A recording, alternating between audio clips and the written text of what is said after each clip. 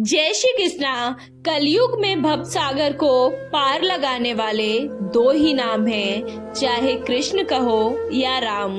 रामदूत हनुमान जी इन दोनों के ही सेवक हैं। ये दो नहीं, असल में एक ही हैं। हनुमान जी को बलशालियों में सर्वश्रेष्ठ माना गया है। इस संपूर्ण ब्रह्मांड में उनके आराध्य और उनके आराध्य के भक्तों के सिवाय उन्हें आज तक कोई भी झुका नहीं सका है।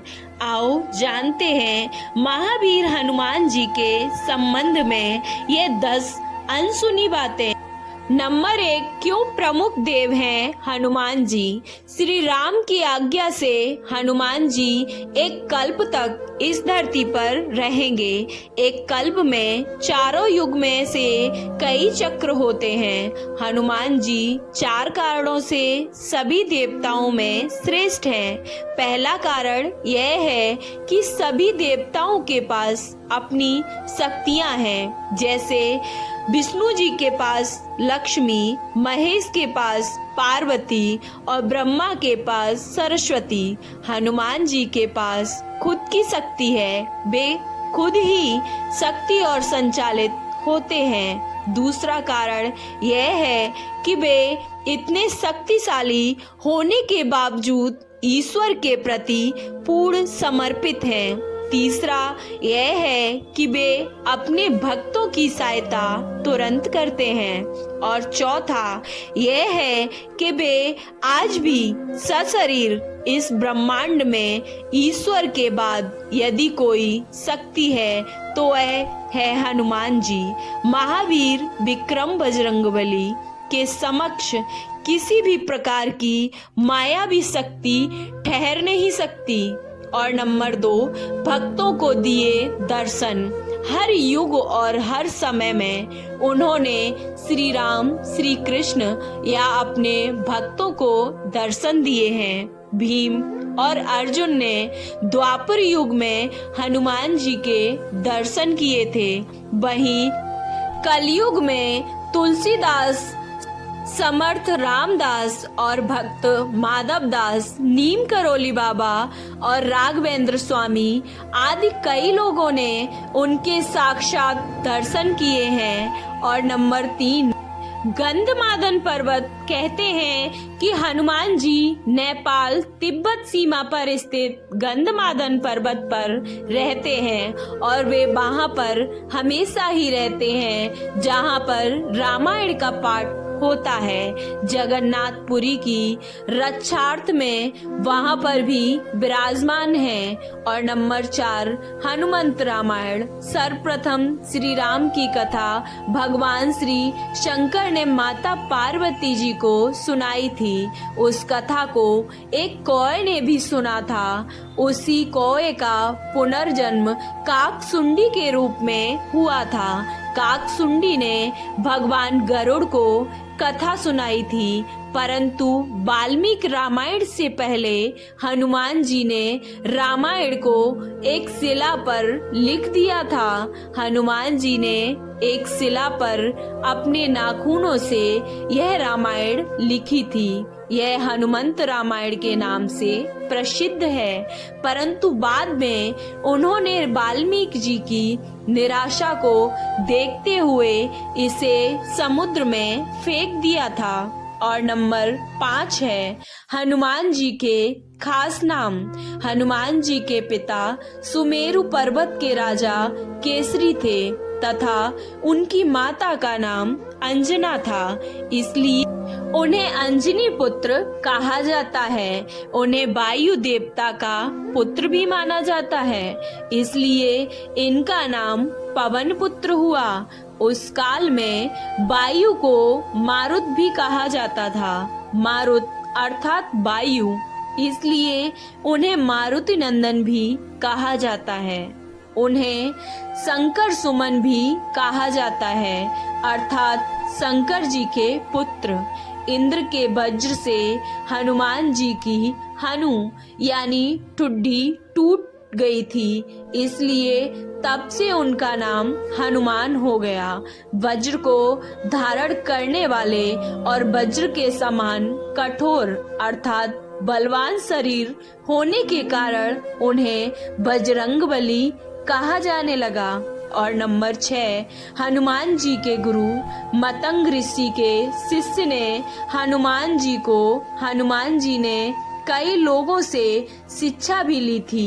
सूर्य नारद के अलावा एक मान्यता अनुसार हनुमान जी के गुरु मतंग ऋषि भी थे। मतंग ऋषि सबरी के गुरु भी थे। कहते हैं कि मतंग ऋषि के आश्रम में ही हनुमान जी का जन्म हुआ था। और नंबर 7, हनुमान जी और राम जी का युद्ध। किंवदंती अनुसार भगवान राम का अपने भक्त हनुमान से युद्ध भी हुआ था। गुरु विश्वामित्र के निर्देश अनुसार भगवान राम को राजा ययाति को मारना था। राजा ययाति ने हनुमान से शरण मांगी थी। हनुमान ने राजा ययाति को वचन दे दिया। हनुमान ने किसी तरह से अस्त्र शस्त्र से लड़ने के बजाय भगवान राम का नाम जपना शुरू कर दिया। राम ने जितने ही बाण चलाए सब बेअसर रहे। विश्वामित्र हनुमान की श्रद्धा भक्ति देखकर हैरान रह गए और भगवान राम को इस धर्म संकट से मुक्ति दिलाई। और नंबर 8, माता जगदम्बा के सेवक हनुमान, राम भक्त हनुमान माता जगदम्बा के सेवक हैं। हनुमान जी माता के आगे आगे चलते हैं और भैरव जी पीछे पीछे। माता के देश भर में जितने भी मंदिर हैं वहाँ उनके आसपास हनुमान और भैरव के मंदिर जरूर होते हैं।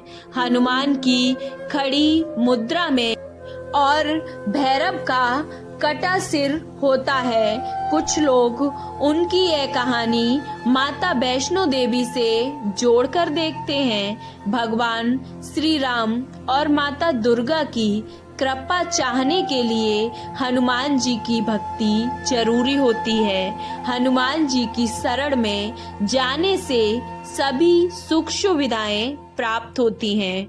इसके साथ ही जब हनुमान जी हमारे रक्षक हैं तो हमें किसी भी अन्य देवी देवता व साधु, पीर फकीर, ज्योतिष आदि की बातों में भटकने की जरूरत नहीं है। धर्म की स्थापना और रक्षा का कार्य 4 देवों के हाथों में है, दुर्गा, भैरव, हनुमान और कृष्ण।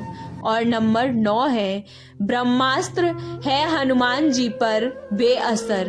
हनुमान जी के पास कई वरदानी शक्तियां भी हैं, लेकिन फिर भी वे बगैर वरदानी शक्तियों के भी शक्तिशाली थे। ब्रह्मदेव ने हनुमान जी को 3 वरदान दिए थे, जिनमें उन पर ब्रह्मास्त्र बेअसर होना भी शामिल है, जो अशोक वाटिका में काम आया था। और नंबर 10, हनुमान जी को जब मिला मृत्युदंड। ऐसी भी किंवदंती है कि भगवान राम जब राज सिंहासन पर विराजमान थे तब नारद ने हनुमान जी से विश्वामित्र को छोड़कर सभी साधुओं से मिलने के लिए कहा।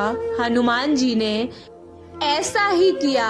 तब नारद मुनि विश्वामित्र के पास गए और उन्होंने भड़काया उन्हें। इसके बाद विश्वामित्र गुस्सा हो गए और उन्होंने इसे अपना अपमान समझा। भटकते हुए वे श्री राम के पास गए और उन्होंने श्री राम से हनुमान को मृत्युदंड देने की सजा के लिए कहा। श्री राम ने गुरु विश्वामित्र की बात कभी नहीं टाली थी।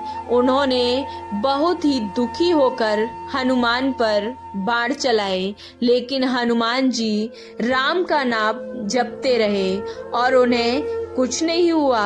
राम को अपने गुरु की आज्ञा का पालन करना ही था। इसलिए भगवान श्री राम ने हनुमान पर ब्रह्मास्त्र चलाया, लेकिन आश्चर्यजनक रूप से राम नाम का जाप कर रहे हनुमान का ब्रह्मास्त्र भी कुछ नहीं बिगाड़ पाया था। यह सब देखकर नारद मुनि विश्वामित्र के पास गए और उन्होंने अपनी भूल स्वीकार की।